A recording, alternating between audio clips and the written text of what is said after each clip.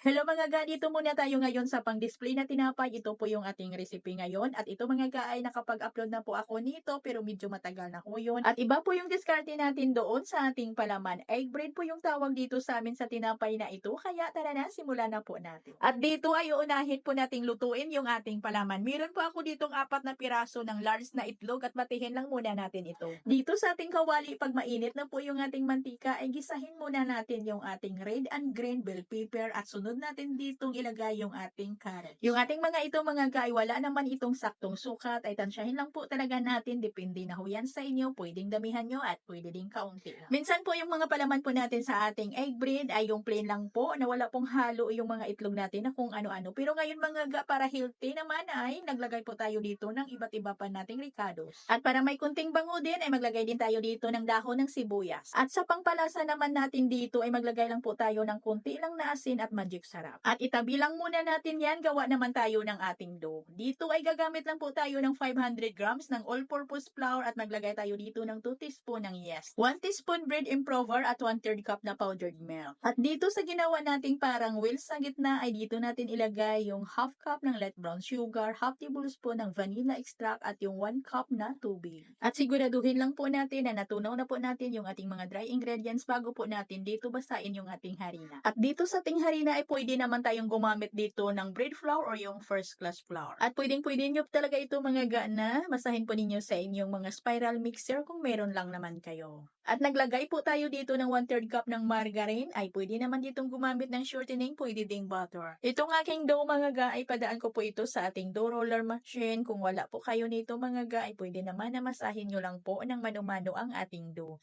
Basta siguraduhin nyo lang po na makinis talaga yung ating dough, na yung mapakinis po ninyo. At pinutol ko lang po ito agad sa 30 grams. At pagkatapos ko po itong putulin ay agad ko na po itong lagyan ng palaman kasi malambot lang naman yung ating dough. At kailangan po ay isirado lang po natin ito ng mabuti para din hindi po magsimbok haka, hindi din masing labasan yung ating palaman.